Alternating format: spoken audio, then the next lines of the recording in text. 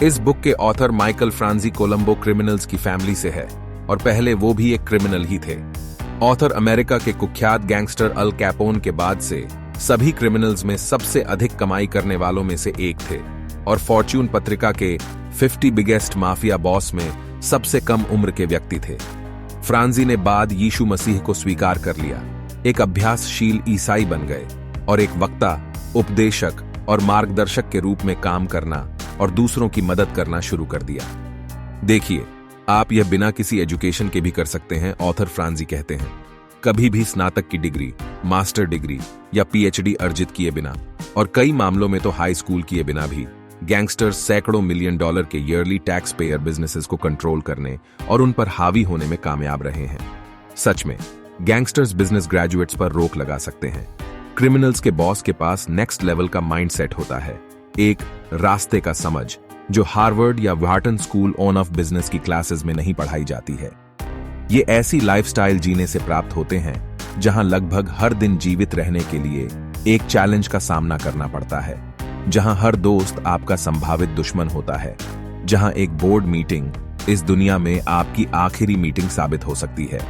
मैकियावेलियनवाद और रणनीति बनाने की समझ जो आप अंडरवर्ल्ड में और विशेष रूप से संगठित अपराध में हासिल कर सकते हैं, सचमुच में संभवतः उससे बेहतर है जो ज्यादातर नॉर्मल बिजनेसमैन बिजनेस में हासिल कर सकते हैं। यदि आप तेजी से आगे बढ़ने वाले एंटरप्राइज के टॉप पर हैं तो शायद अलग है, लेकिन यह भी एक एक्सेप्शन है। समझदार बनिए।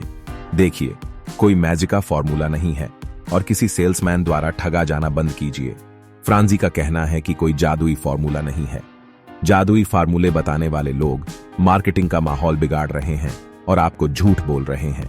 इसके बजाय फॉर्मूला यह है, पहले एक स्टेप बाय स्टेप प्लान बनाइए, फिर कड़ी मेहनत के साथ पैसे के लिए सबसे छोटा रास्ता चुनिए, एक अच्छी टीम ऑर्गेनाइज कीजिए, उस टीम को सबसे बेहतरीन काम करने के लिए मोटिवेट कीजिए, एक एडवाइजर को हायर कीजिए, लेकिन बैलेंस जीवन रखें।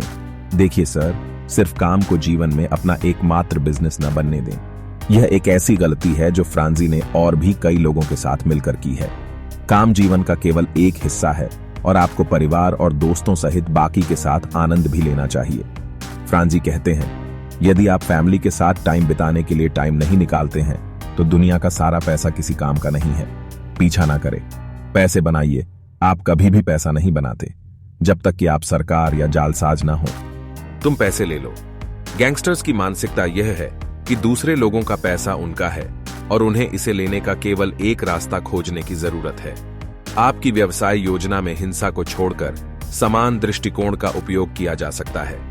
दूसरों को मुझे अपना पैसा देने के लिए मनाने का सबसे तेज तरीका क्या है?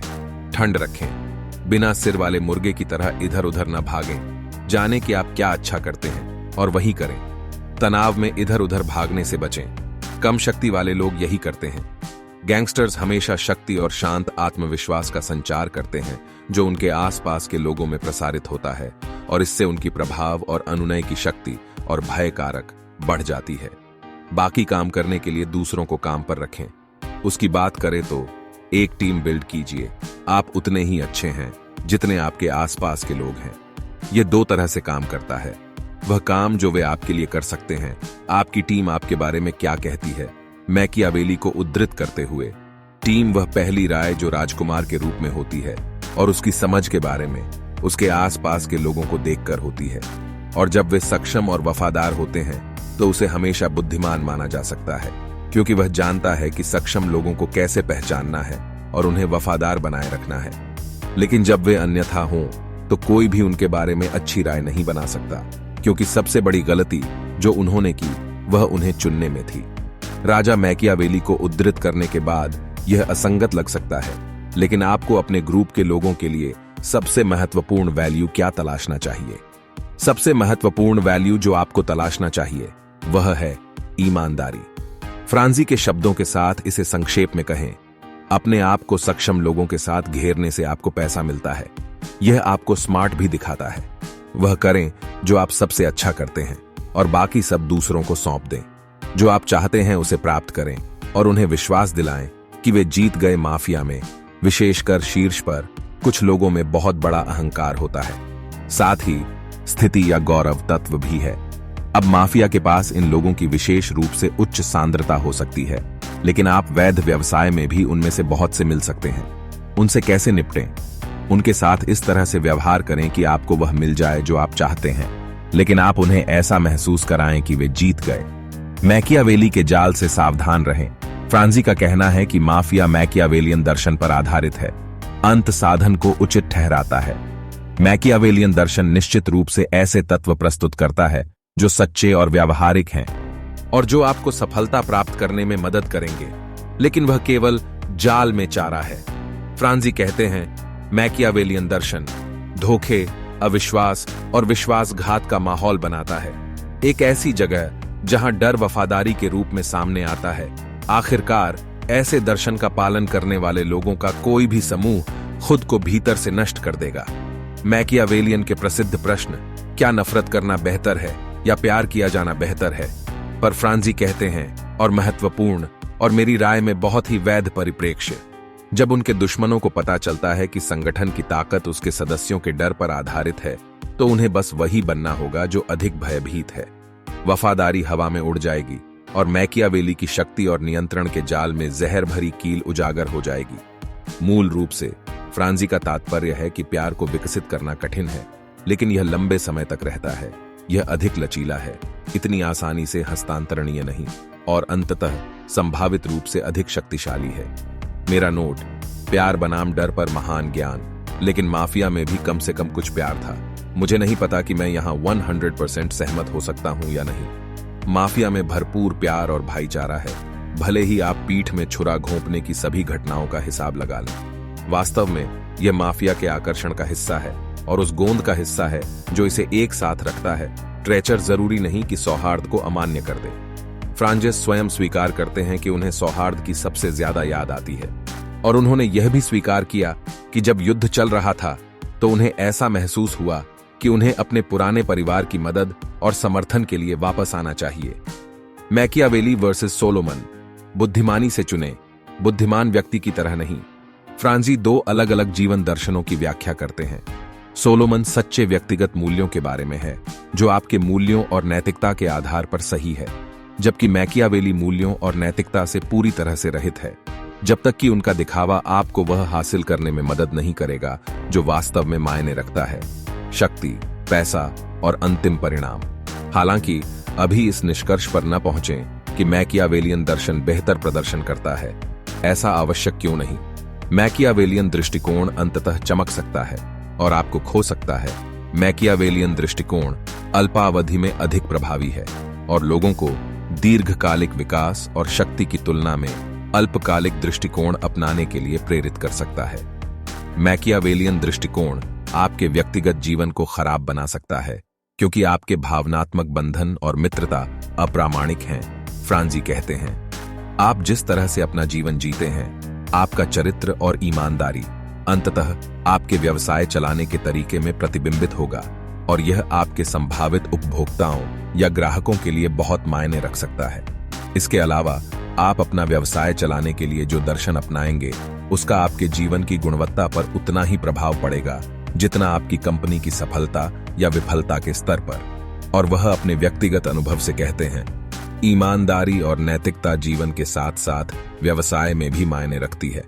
यहां मुझ पर विश्वास करो, यह उस व्यक्ति की ओर से आ रहा है जिसकी दोनों के बारे में बहुत ही त्रुटिपूर्ण अवधारणा थी। इसका परिणाम मुझे भुगतना पड़ा और मेरे परिवार को भी। फ्रांजी से दीर्घकालिक बनाम अल्पकालिक सोच पर एक अच्छा वीडियो उदाहरण। क्या आप दोनों कर सकते हैं? कभी मैकियावेली, कभी सोलोमन। मैं ईमानदारी से हां कहूंगा, लेकिन फ्रांजी नहीं कहता है। वह कहता है, यदि आप इसे दोनों तरीकों से प्राप्त करने का प्रयास कर रहे हैं तो आप स्वयं को मूर्ख बना रहे हैं। आप मैकियावेलियन हो रहे हैं। सरकार माफिया है, क्या ऐसा है? फ्रांजी माफिया और सरकार के बीच समानताएं देखता है, और जहां तक भीड़ का सवाल है, सरकार की गतिविधियां एक बड़ा धन उगाही वाला व्यवसाय है। अधिक मैकियावेलियन, बुद्धि रिकॉर्ड करें और एकत्र करें। साक्ष्य शक्ति है। फ्रेजीज अपने एक पूर्व और इतने ईमानदार नहीं सहयोगी के बारे में कहते हैं, मुझे वर्षों बाद पता चला कि लैरी ने उन सभी अवैध गतिविधियों की एक फाइल रखी थी जिसके बारे में उनका मानना था कि 8 वर्षों तक हमने साथ काम किया था। यह जानते हुए कि मैं फेड के लिए एक इनामी कैच था, वह कभी कानून का उल्लंघन किया और मैं उसका जेल से बाहर निकलो फ्री कार्ड बन गया। और वर्षों बाद उसने उस फाइल का उपयोग केवल इसी उद्देश्य के लिए किया। हालांकि मुझे कोर्ट से आजाद कर दिया गया, फिर भी वह फेड के साथ अपने लिए एक इंटरेस्टिंग डील करने में कामयाब रहा। यह एक ऐसी रणनीति है जिसे मैं व्यवसाय से जुड़े लोगों के लिए भी सुझाता हूं और गरीब मालिकों से छुटकारा पाने का एक बड़ा हथियार है। ऐसा सलाहकार चुनें जो बहुत महत्वाकांक्षी न हो। महत्वाकांक्षी सलाहकार शायद आपकी जगह लेना चाहेंगे या आपको सलाह देंगे कि उनके लिए क्या अच्छा है, उनकी स्थिति और उनका व्यक्तिगत उत्थान। मेरी राय में सबसे अच्छे परामर्शदाता वृद्ध होते हैं, अपना समय पूरा कर चुके होते हैं और अब पिता तुल्य के रूप में आपका मार्गदर्शन करना चाहते हैं। समझौता करने के लिए तैयार रहें। जब आपके पास सभी कार्ड नहीं होते हैं तो समझौता करना अक्सर एकमात्र संभावित समाधान होता है। अधिक सुने, कम बोलें। मैं आपके व्यवहार में एक अच्छा श्रोता बनने के महत्व पर अधिक जोर नहीं दे सकता। यह आपको कार्य करने या कोई निर्णय लेने से पहले जानकारी इकट्ठा करने की शर्त देता है जो आपके व्यवसाय को प्रभावित करेगा। उद्धरण: बैठने पर। सिट डाउन एक बने हुए आदमी की शब्दावली में इतना अंतर्निहित है, इसने एक FBI एजेंट को गुप्त रूप से स्थापित बग पर टिप्पणी करने के लिए प्रेरित किया। क्या ये लोग कभी खड़े होकर कुछ भी निर्णय लेते हैं? कितने लोग माफिया रैंक में शामिल होना चाहेंगे? आप विश्वास नहीं करेंगे कि कितने लोग अपने बटन पाने और रैंक में शामिल होने के लिए हत्या कर देंगे बिना किसी दंड के। सौभाग्य से जीवन में सदस्यता को इसके सदस्यों द्वारा एक विशेषाधिकार माना जाता है, लेकिन जो लोग शामिल नहीं हो सकते उनके लिए यह अच्छी बात है। उस महत्वाकांक्षी गैंगस्टर्स के लिए जो शायद ग्रेड नहीं बना पाता, यह और भी अच्छी बात है। किसी ऐसे व्यक्ति को भर्ती करना जो योग्य नहीं है, उसे नौकरी से नहीं निकाला जाएगा, इससे उसे मार पड़ेगी। भीड़ विच्छेद पैकेजों में विश्वास नहीं करती। अपनी शक्तियों का उपयोग करने और असफलताओं से अपनी ताकत सीखने पर। असफलता एक कठिन शिक्षक है, लेकिन यह हमें हमारी ताकत और कमजोरियां उस तरह से सिखा सकती है जैसा कोई अन्य शिक्षक नहीं सिखा सकता।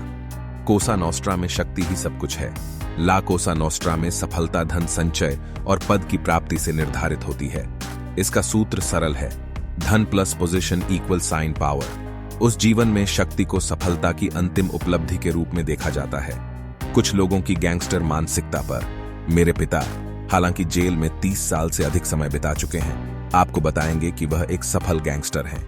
गैंगस्टर्स द्वारा सरकार की आलोचना करने और राजनेताओं को गैंगस्टर कहने पर fat Tony Salerno, carmine D snake पर्सिको, पॉल बिग पॉल कैस्टेलानो और यहां तक कि खुद डैपर डॉन जॉन गोटी एक समय या किसी दूसरे समय पर कार्ड टेबल के चारों ओर घूमेंगे और एनीसेट के एक शॉट के साथ ब्लैक कॉफी पिएंगे और हमारे निर्वाचित अधिकारियों को ऐसे भून डालो जैसे कल था ही नहीं।